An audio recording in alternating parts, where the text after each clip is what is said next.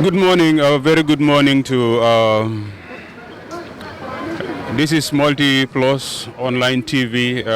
We're here at the Kanifing Magistrate Court, awaiting the arrival of the Gala members who were picked up at the Westfield Youth Monument, if you can recall, last Friday, the 8th of May. As you all know, or as you may have heard, the Gala Youths rented the Youth Monument at Westfield to hold or commemorate their one-year anniversary. That was on the 8th last Friday. But unfortunately, upon their arrival at the venue, that is the Youth Monument at Westfield, they met police officers and men of the PIU, that is the Police Intervention Unit. Some got access to get into the venue, but others were restricted from getting into the venue. Their PA system, which was supposed to be used, was also denied entry into the premises. During that period, there was this back and forth with the men on the ground, that is men in uniform or the security personnel.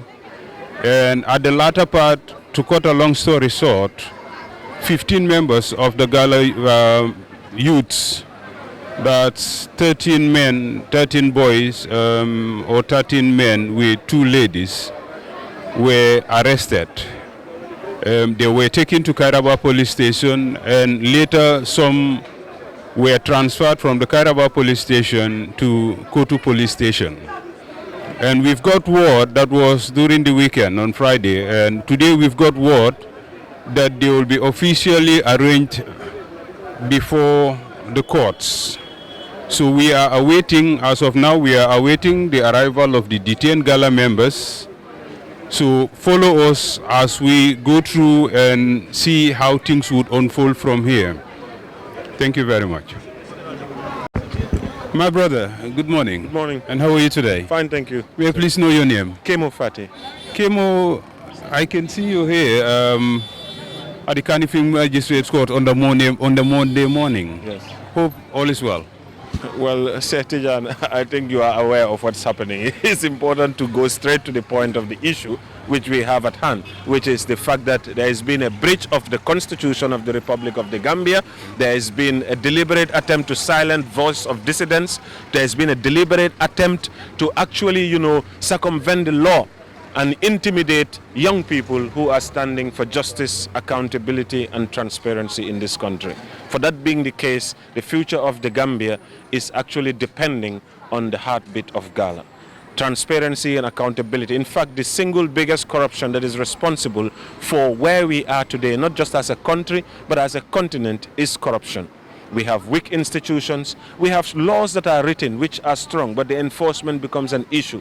People will, give their own interpretations to the law. People will, see the reality and bend the truth. Those kinds of things must end.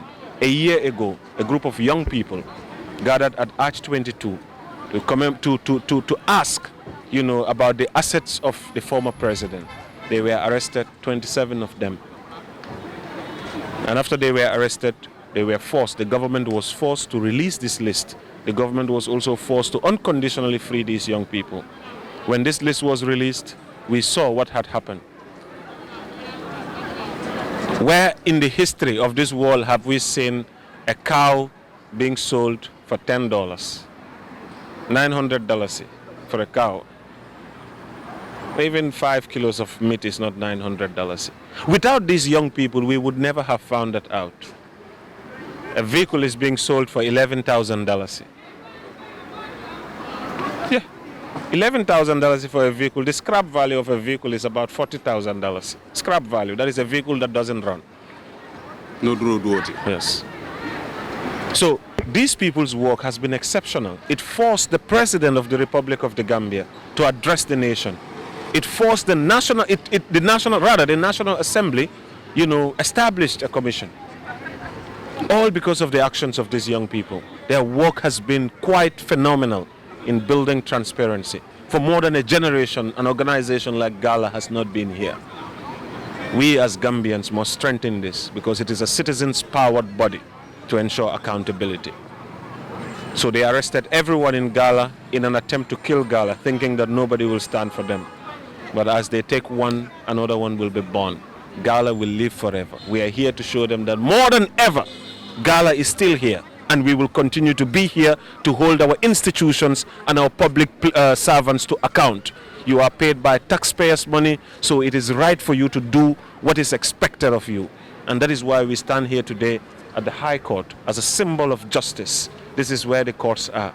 And whatever the case might be, we are not afraid of what happens in here because we know that they know the law. So obviously, it is a shame for them to come to this place here. That's why they are still keeping the boys. They can't even bring them here. Since these boys have been arrested, do you know how the Gambia police updates the general public on matters every 5 and 10 minutes? No. Since these boys are, yes, their Facebook page sends updates of all the things that are going on. This is the one thing which they are unable to say a single word around it. That means they don't even have anything to say. What they did is deliberate, is intimidation, is against transparency and accountability, and by extension, justice itself. So we are here to ensure that we are working for justice by being here.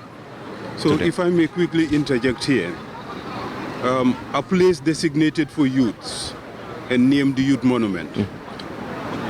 Is it a new law? Because I think you've gone through the process to acquire the place. Yes. And it was rightfully assigned to you. Yes. For use on that particular day. Exactly. So what is the exact issue? What prevented you? What was the message from the police that you can't hold the commemoration of the 1 year? They said we needed a permit. For 20 years plus, this place has been hosting events, all kinds of events. Right. All kinds of social events have been in this place. Right. Not a single one of them required a police permit, and not a single one of them had the police there to stop them. So it is fear that Gala is holding the government to account. The only fear of this government is Gala. So they needed to come there so that they can close the place for the first time in the history of this nation. A youth space, a civic space is being closed. That's against our democratic rights. So the permit was issued by KMC, who is the sole responsible. It's as if when you go to the hotel room in the conference hall, right. The police come in there and tell everybody to get out that they don't have a permit. But that is the reality here. So this is what they did. This is exactly what they did. And then it's like, even in the manner in which they did, you can understand that something went wrong. Right. One of the police officers asked the person, are you a registered organization? So I understood that came from a situation room. It came from a place of fear. They are not registered. They are not doing this. It is by principle that even before you register an organization, you should be operational for at least some time. You don't need to be registered to be an organization. So that sort of ignorance, is it deliberate? So this is what we are saying. The police is not supposed to be an ignorant institution. This is what we are saying. They are the ones who uphold the law. All this thing is to blame on one man and one man only. Sidi Mukhtar Toure, the Inspector General of Police. It's a disappointment to the Gambian people. A big disappointment. I think for him to cover up his place, for me to look at Sidi Mukhtar as a statesman once more, I think he should tender his resignation. Then and only then shall we look at him as equals. But until now, he will forever remain someone who has tried to circumvent the will of the Gambian people, someone who has allowed himself to be used instead of, acting justly in a place which he swore to protect life and property. Every time these people are sworn in, we promise and faithful to execute the functions of the office of the IGP without fear or favor, affection or ill will. So help me God. The help of God has now come here, which is the voice of the citizen. So God is helping you for you to take the right action. Now, what would you do, Sidi Mukhtar Toure? Bro, from your own perspective, do you think it's a unilateral decision by the IGP, or is he forced? Who will force the IGP in this country? If we live in a country where the IGP is being forced, well, we could be living in a country where the IGP is being forced, because 2 of his men are dead and he has no suspect, no leads. They came on TV telling people that they traced the killer using codes. They made it so sophisticated. With all your sophistication, the court released the man that they accused, and they went back to arrest him. What are they telling the Gambian people? Yes, because the reason I ask this question is, in a lot of Gambians' lips, the question still remains, why were the men in uniform, why were they at the youth monument prior to your arrival at the, on that fateful Friday? Fear of Gala. Just fear. They want to make sure that an institution that is built on transparency, accountability, and justice does not exist. It's the same reason why Mamadou Cisse was removed from his office. If an auditor general can be removed, obviously they are just sort of an auditor, just with a citizen's perspective. So this is why they are deliberately against accountability and transparency, and by extension, justice. As a nation, Kemo, as a nation, and as citizens of this country, if we cannot congregate, assemble, or gather peacefully in our own land, something must be wrong somewhere. Because I don't think the IGP should shoulder the responsibility alone. Because in most instances, as we used to hear, the order comes from above, or it's coming from the top. Yeah, that's what so it sounds like. Who is at the top of the nation? Well, at the top of the nation is the President of the Republic of the Gambia. He is the Commander-in-Chief. So I believe that the President should have important matters to attend to. He will not be ordering the police. The police must be ordered by their commanding officers who report to the IGP. So I will not go further to say is the President, but he's aware of it for 3 days now and he's not concerned. That means that he might also not even want transparency and accountability and justice. Exactly. If he did, yes. he would have addressed the nation by now and he would have set those young people free. Yes. This is what we expect of our leader. Yeah, because exactly my point. He is the most informed citizen on the land. Yes. So knowing of this current development and things have dragged over the weekend till today. Yes. Is Sidi Mutar being pressured or what exactly is going on? If the Gambia police force have nothing to say, then they have nothing to say. They know they are wrong, they know the law. So now the issue is just not wanting to accept you're wrong. If the Chief Justice, who went on TV to apologize after the police have arrested Usainu Bojang, I mean, if the Chief Justice can apologize, who is the IGP not to apologize and let the boys go? I'm expecting the same thing from him. That is what is happening here. It's not like there is a cause for debate or discussion. They should just come, offer an apology statement, we all go home, and they let the boys do their thing. That's simple as that. That's the simple truth. We don't even have to overcomplicate. The more they come, they try to talk, the more foolish they would look. So their only thing for the Gambian people to even, give a listening ear is to come and apologize and admit that they have made an error and that they are afraid and that, they deliberately did not want transparency in this country. But now their hearts have sinned and that they stand with the people to ensure that they uphold accountability. That has to do with not just individuals that you mentioned, but institutions as a whole. The police is an institution. Institutions should be stronger than the leaders who come and go. That's what should happen. But every time a leader comes, it's like people run by the laws of the leader rather than the principles that the institutions, are established to uphold. Definitely, that's one thing that trips me, because all these officials swore by the Quran or the Bible to uphold the Constitution and the functions of their office without favor, for the nation. Yes. Why are we not being updated, or why are we being why are they being a stumbling block, if I may call it that way? You asked me the question, why are we here? The same questions you are asking now is why we are here today. Why? Kemo, as a nation, how do we move forward from this? I'm equally disheartened. How do we move from this is to accept responsibility. Everybody does wrong. So when you do wrong, you accept you're wrong, you apologize, and we move forward. You are nothing but Ibn Habib, sons of Adam. You are built sinners, you are made to be wrong. Human fallibility is inevitable. So when you make an error, or when your arrogance leads you to decisions which are bad, don't stay there. You see, when I take you back to the story of Iblis It wasn't that nobody is beyond redemption. Everybody could be redeemed. It is only his arrogance that is keeping him from redemption. So arrogance will destroy you. It's what takes the light away from the soul. When Iblis was with the heavenly beings, he was well respected. He had high status.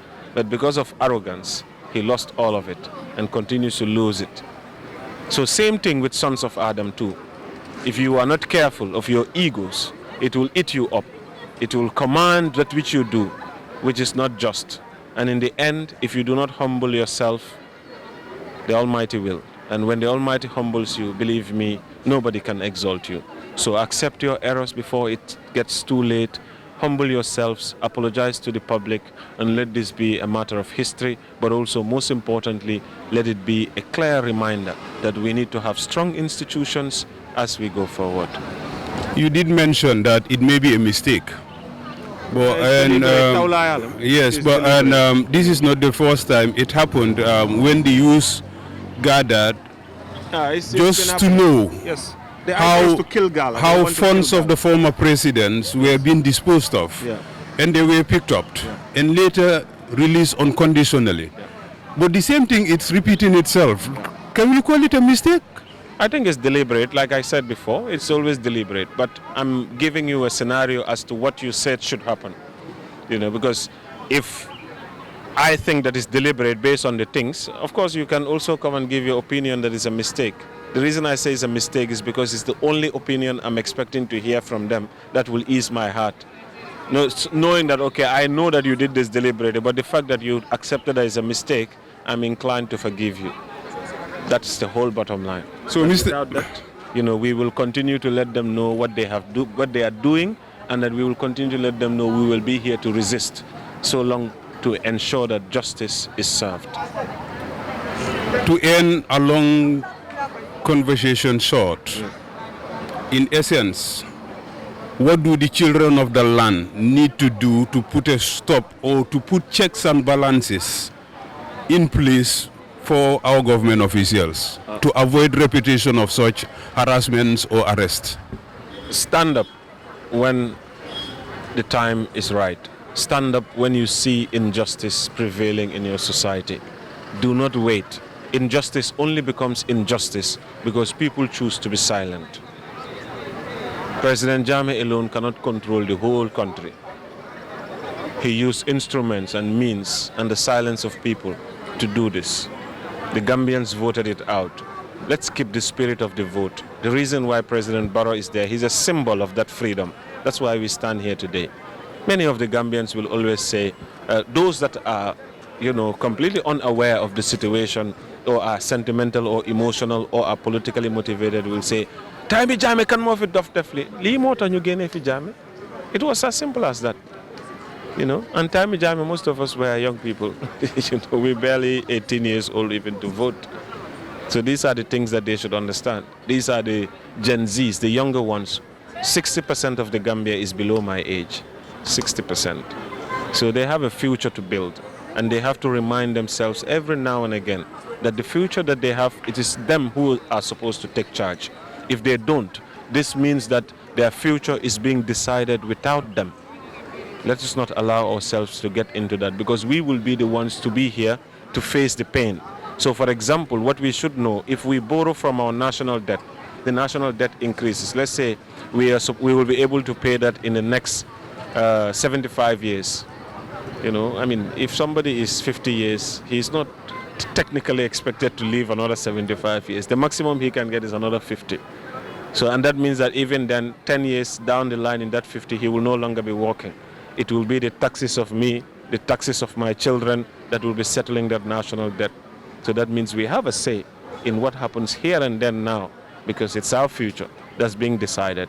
Resources that we are going to be paid back are being borrowed from the future to be used for today's present. So therefore, we should know how those resources are managed. We should account them, because it's coming from the future, from what we will pay later on. So therefore, they cannot just decide that like that without proper oversight, without transparency, without accountability. So this is why that young people should always be the architects of their own destiny by standing up when it's required, and also most importantly, by standing together. The only thing greater than these things that they are doing to us is the power of unity. The united we are, all these things would not have happened in the first place. Thank you. Thank you, Kemo.